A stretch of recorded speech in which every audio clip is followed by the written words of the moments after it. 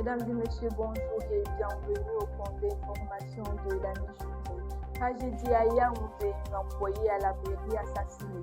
Dame Jessica, employée à l'état civil de la communauté urbaine de Yaoundé, a été retrouvée morte à son domicile ce matin. Selon les premiers éléments, la victime enceinte et prestataire m'a succombé à plusieurs blessures par arme blanche. Son fils âgé de 3 ans, présent sur les lieux au moment des faits, a été grièvement blessé. Il a été transporté aux urgences et se trouve actuellement en soins intensifs. Fille unique de sa mère, Jessica a été décrite par son entourage comme une personne discrète et appréciée de ses collègues. Une enquête a été ouverte pour déterminer les circonstances exactes de ce drame et identifier les auteurs. Ce meurtre relance le débat sur de nombreux féminicides en Cameroun. Diplomatie, le Cameroun se prépare pour la visite du pape. À l'approche de la visite du pape prévue du 15 au 18 avril 2026, les autorités camerounaises resserrent les derniers réglages. Le ministre des Relations extérieures a présidé une séance de travail avec les responsables de l'autorité aéronautique et du ministère des Transports. L'objectif est de sécuriser le dispositif d'accueil à l'aéroport et coordonner les aspects logistiques. Sur le plan diplomatique, les forces camerounaises en Italie procèdent déjà à la délivrance des visas de courtoisie pour la délégation du Vatican.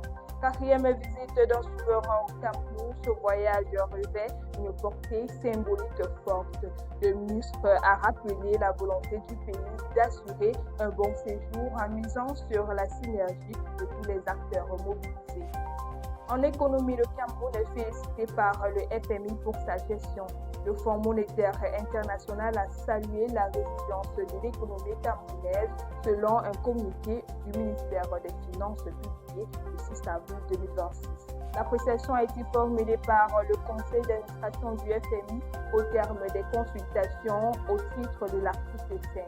Si la croissance a ralenti en 2025, en partie à cause d'un calendrier électoral chargé, le FMI juge les perspectives à moyen terme encourageantes, soutenues par les projets dans les secteurs miniers et énergétiques. L'institution appelle cependant Yaoundé à poursuivre l'assainissement budgétaire, à mieux mobiliser les recettes, à accroître l'efficacité des dépenses publiques et à renforcer la gestion de la dette. Aux États-Unis, à l'extérieur, 1500 milliards de dollars pour l'année 2027.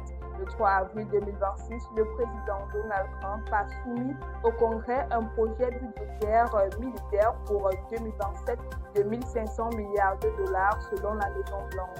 Le plan prévoit une hausse d'environ 50% des crédits de défense contre près de 1000 milliards actuellement et une baisse d'environ 10% avec un transfert de charges vers les États et les collectivités locales.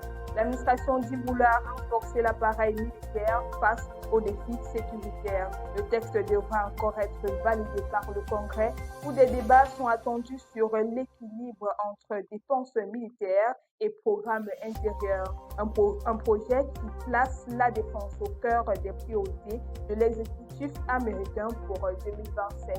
Ainsi va votre actualité ce matin. Merci de nous avoir suivis. Campus TV, nous sommes ensemble.